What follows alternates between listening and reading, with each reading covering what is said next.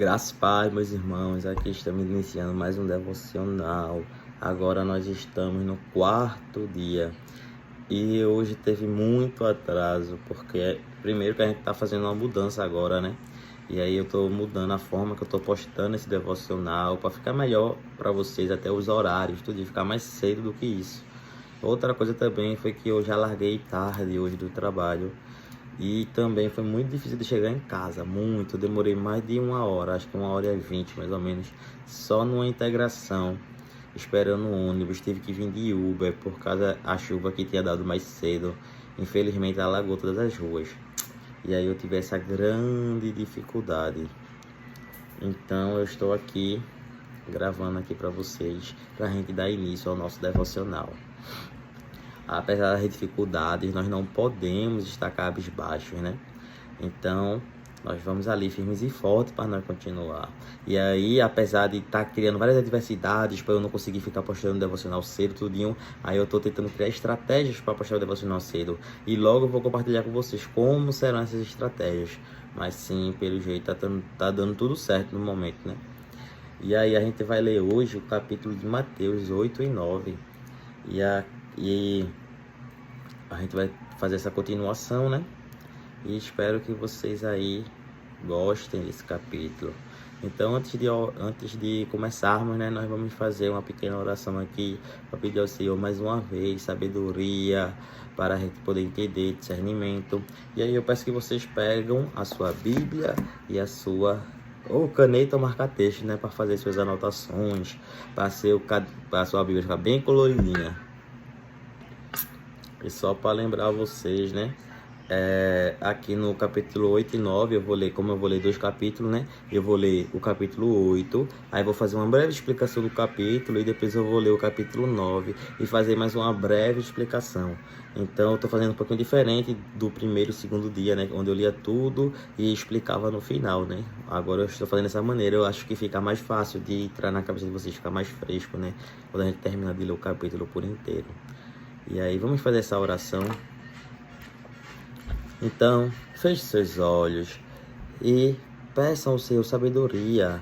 Pai, em nome de Jesus, Senhor, eu venho aqui invocando teu santo nome, meu Deus, te pedindo sabedoria, meu Pai, para entender essa palavra a qual o Senhor deixou para nos alimentar, Senhor, essa palavra a qual o Senhor deixou para nós conhecermos mais de Ti, para nós nos aproximarmos mais, uma palavra que o Senhor usou para nos guiar. Então me envie discernimento, Senhor, para que eu possa entender cada uma dessas palavras, que eu vá além da compreensão, Senhor, mas que essa palavra se torne meu alimento, que me reviva, que me dê disposição, que alimente o meu espírito, meu Senhor, e me dê força e coragem para continuar todos os dias esse devocional.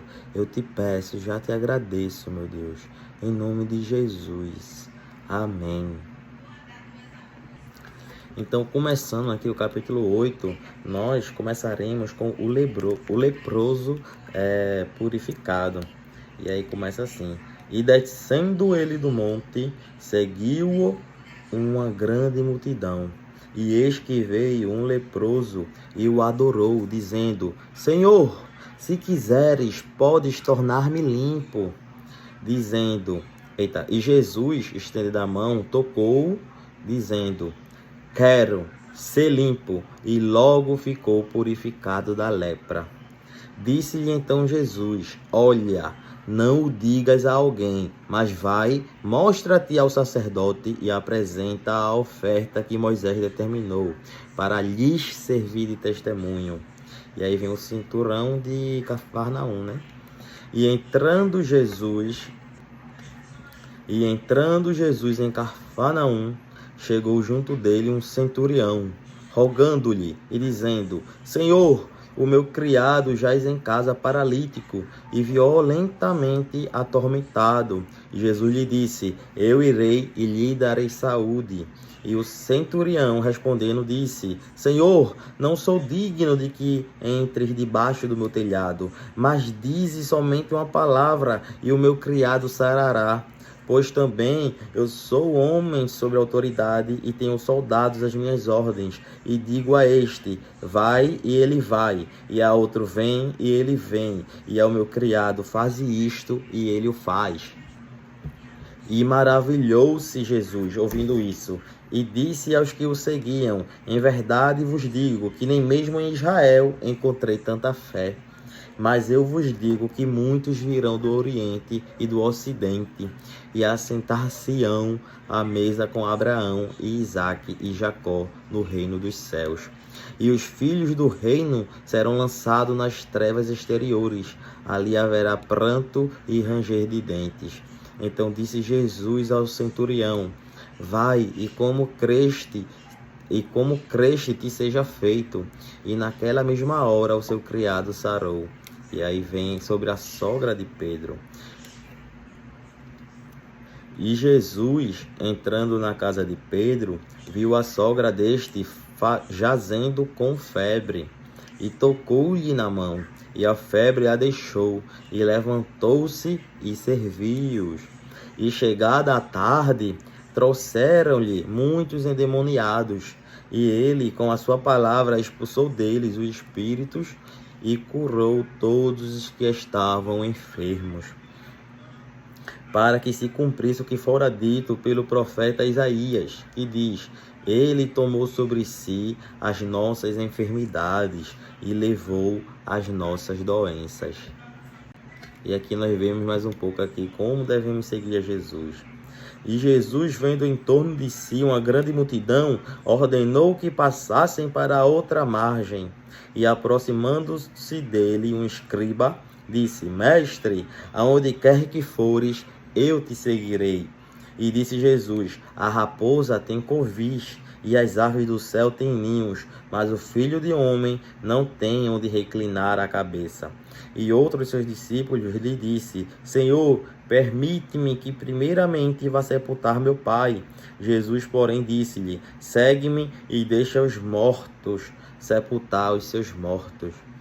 E Jesus apazigua a tempestade. E entrando ele no barco, seus discípulos o seguiram. E eis que no mar se levantou uma tempestade tão grande que o barco era coberto pelas ondas, porém ele estava dormindo. E os seus discípulos, aproximando-se dele, o despertaram, dizendo, Senhor, salva-nos, que pereceremos. E ele disse-lhes, por que temeis, homens de pequena fé? Então, levantando-se, repreendeu os ventos e o mar, e seguiu-se uma grande bonança. E aqueles homens se maravilharam, dizendo, que homem é este, que até os ventos e o mar lhe obedecem? E aí vêm os endemoniados gadarenos. E tendo chegado à outra margem, a província dos Gadarenos, saíram-lhe ao encontro 2 endemoniados, vindo dos sepulcros. Tão ferozes eram que ninguém podia passar por aquele caminho. E estes clamaram, dizendo, que temos nós contigo, Jesus, Filho de Deus? Vieste aqui atormentar-nos antes do... E eis que clamaram, dizendo, que temos nós contigo, Jesus, Filho de Deus? Vieste aqui atormentar-nos antes do tempo? E andava pastando distante deles uma manada de muitos porcos. E os demônios rogaram-lhe, dizendo, se nos expulsas, permite-nos que entremos naquela manada de porcos. E ele lhes disse, ide, e saindo eles, se introduziram na manada dos porcos, e eis que toda aquela manada de porcos se precipitou no mar, por um despenhadeiro, e morreram nas águas. Os porqueiros fugiram, e chegando à cidade, divulgaram tudo o que acontecera com os endemoniados.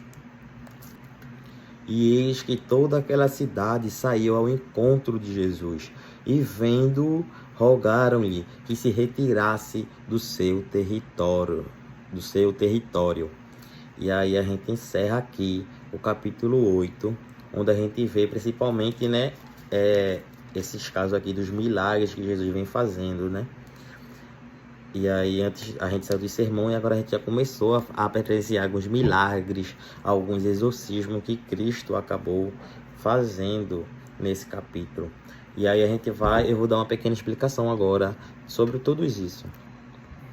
Então, esse capítulo 8 é até rápido de fazer uma explicação, porque ele não tem tantas coisas assim para a gente estar se aprofundando no momento. Então, a gente já no capítulo 8, aqui no versículo 11, a gente já pode ver. Então, eu já vou pular algumas partes aqui, eu vou começar aqui do versículo 11, né, que diz: Mas eu vos digo que muitos virão do Oriente e do Ocidente, e assentar-se-ão à mesa com Abraão, Isaque e Jacó no reino dos céus. E aqui é interessante de ver, porque antigamente todas essas promessas aqui no Antigo Testamento, eles eram muito ligados ao povo de Deus. Então era muito ligado ali ao povo da descendência de Israel, etc, ali da descendência de Abraão.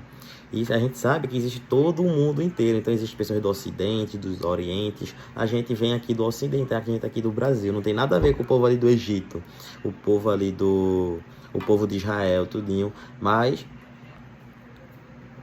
mesmo sem termos a ver com essas pessoas, nós hoje em dia temos essa chance da salvação.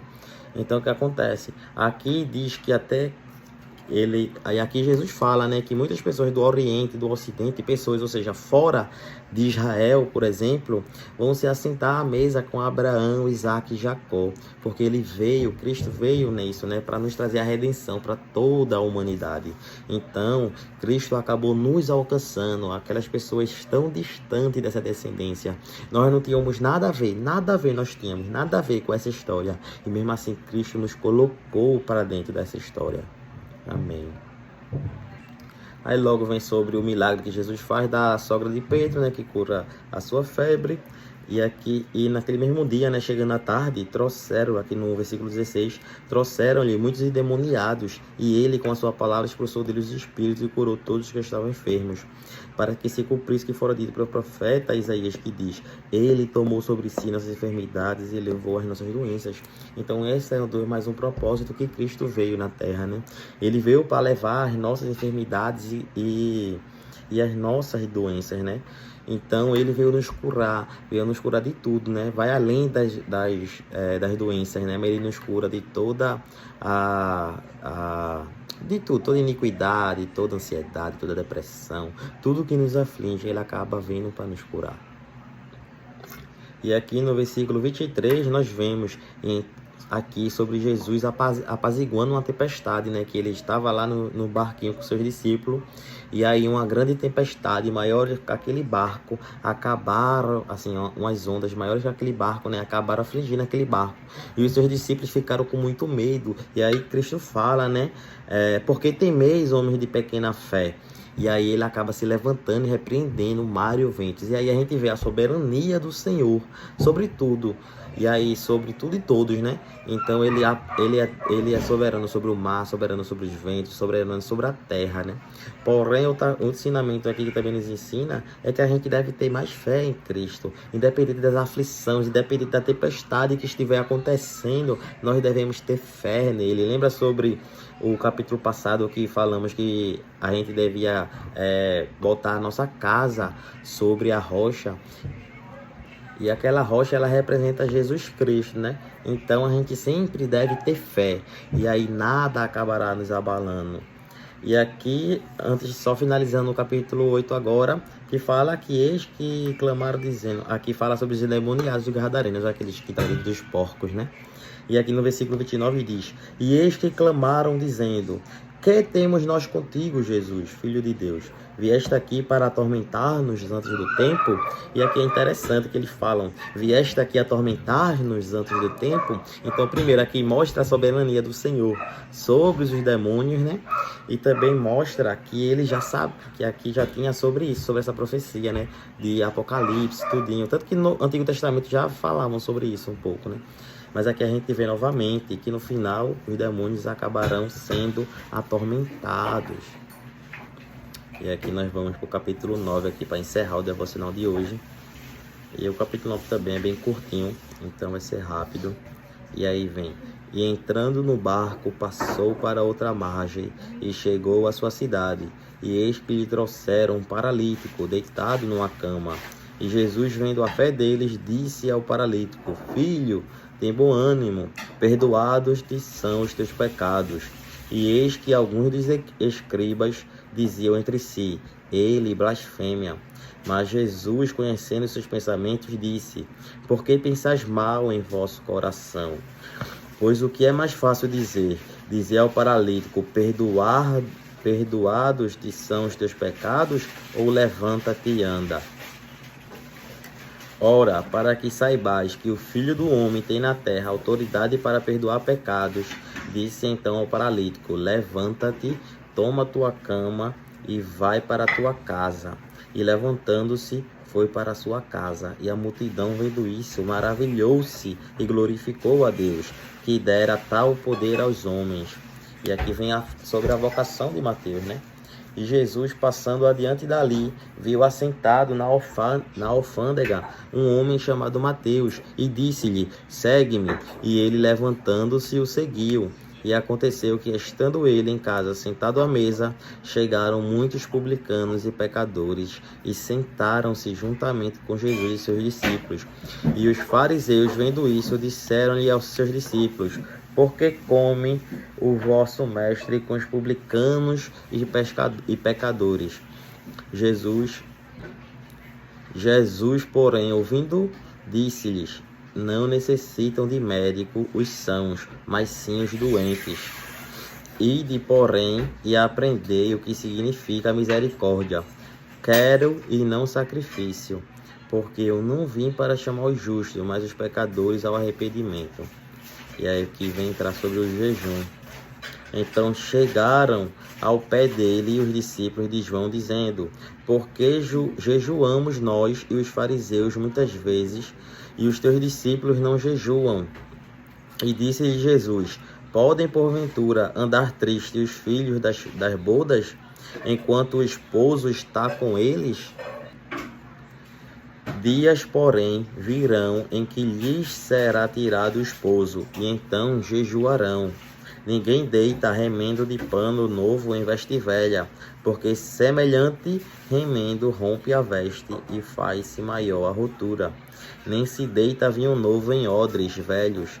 Aliás, rompem-se os odres e entorna-se o vinho, e os odres estragam-se, mas deita-se vinho novo em odres novos, e assim ambos se conservam.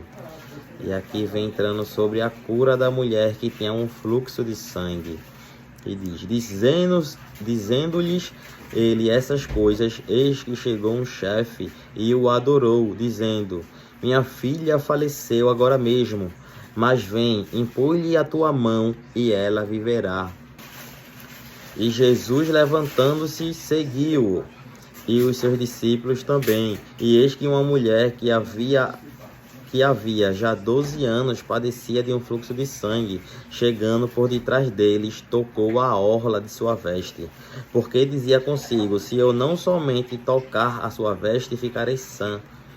E Jesus, voltando-se e vendo-a, disse: Tem ânimo, filha, a tua fé te salvou. E imediatamente a mulher ficou sã. E Jesus, chegando à casa daquele chefe, e vendo os instrumentistas e o povo em alvoroço, disse-lhes: Retirai-vos, que a menina não está morta, mas dorme. E riram-se dele. E logo que o povo foi posto para fora, entrou Jesus e pegou-lhe na mão, e a menina levantou-se, e espalhou-se aquela notícia por todo aquele país. E aí vem a cura de 2 cegos e um mudo. E partindo Jesus dali, seguiram-lhe 2 cegos, clamando e dizendo: Tem compaixão de nós, filho de Davi. E quando chegou à casa, os cegos se aproximaram dele, e Jesus disse-lhes: Credes vós que eu possa fazer isto? Disseram-lhes eles: Sim, Senhor. Tocou então os olhos dele, dizendo: Seja-vos feito segundo a vossa fé. E os olhos se lhes abriram. E Jesus ameaçou-os, dizendo: Olhai que ninguém o saiba. Mas, tendo ele saído, divulgaram a sua fama por toda aquela terra. E havendo-se eles, retirado, trouxeram-lhe um homem mudo e endemoniado, e expulsou o demônio, falou o mudo. E a multidão se maravilhou, dizendo: nunca tal se viu em Israel. Mas os fariseus diziam: ele expulsa demônios pelo príncipe dos demônios. E aí vem a seara e os ceifeiros, né? E percorria Jesus todas as cidades e aldeias, ensinando nas sinagogas deles e pregando o evangelho do reino, e curando todas as enfermidades e moléstias entre o povo. E vendo a multidão, teve grande compaixão deles, porque andavam desgarrados e errantes como ovelhas que não têm pastor. Então disse aos seus discípulos: a seara é realmente grande, mas poucos são os ceifeiros. Rogai, pois, ao Senhor da seara que mande ceifeiros para a sua seara.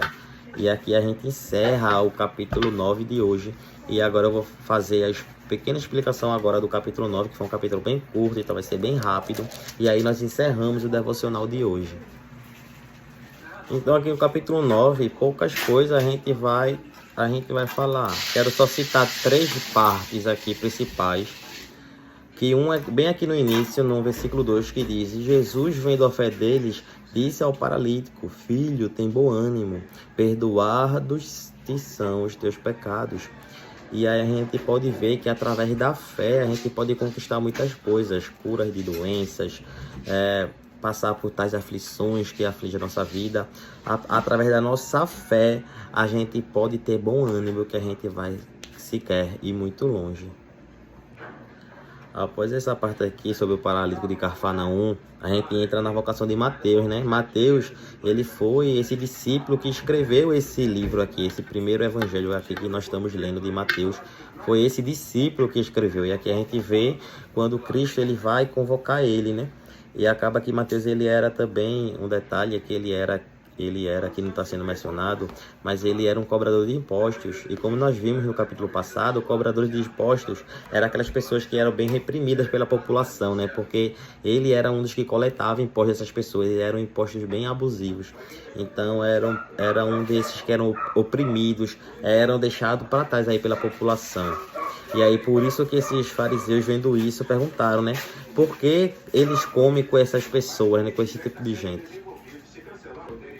E aqui sobre os fariseus, como foi dito nos capítulos anteriores que a gente acabou lendo, essas pessoas eles representavam meio que a igreja assim na época, em aspas, né? Porque tinham várias outras fontes. Mas eles meio que representavam esses seguidores que faziam assim a lei de Moisés, né? Faziam funcionar. Porém, eles estavam muito presos na lei. E aí pouco estavam se importando com a vida. Sempre botava a lei em primeiro lugar da vida. E aí eles perguntam, né? Porque Jesus, que era o mestre, estava comendo com os publicanos e os pecadores. Por que eles estavam comendo com pessoas tão erradas? E aí Jesus diz, né? Não necessitam de médicos sãos, mas sim os doentes. Ide, porém, e aprender o que significa misericórdia e não sacrifício. E ele diz, né, que ele não veio para chamar os justos, mas os pecadores ao arrependimento. Até porque não tinha por que Jesus vir pelos justos. Os justos já estão ali, não estão debaixo da justiça, já não estão ali todos justos, já não estão ali salvos. Então, para que ele vai vir pelos justos, pelas pessoas que já estão salvas? Não, ele vem pelas pessoas que estão perdidas no meio do mundo. Então, por isso, aqui não quer dizer que Jesus é médico e vai curar os doentes, não. Mas significa que é como se a gente, pecadores, representasse essa doença, representasse esses doentes, né? E Cristo, ele vem como esse médico, trazendo a cura para nós. E então é através da redenção. E o último ponto que eu quero botar aqui no capítulo 9, é aqui no versículo 37, que diz: então disse aos seus discípulos, a seara é realmente grande, mas poucos são os ceifeiros. Rogai, pois, ao Senhor da seara que mande ceifeiros para a sua seara. E aqui a gente pode ver que realmente é o que acontece hoje em dia, né? Tem muita gente no mundo desviada. Poucos são realmente os crentes, né? Os evangélicos. E aí a gente tem que orar para que Cristo ele mande mais mais ceifeiros, mais evangelho, que consiga salvar mais pessoas, para que a gente consiga ter mais pessoas para pregar o evangelho. Não pode ser somente aquelas pessoas que aceitou a Cristo e ficou parada, só senta ali na cadeira da igreja, né? Mas aquelas pessoas que estão dispostas a ir pregar o evangelho, porque a gente precisa alcançar mais e mais almas, cada dia mais. Então que nós podemos fazer uma oração para esse sentido. E aqui nós encerramos o devocional de hoje.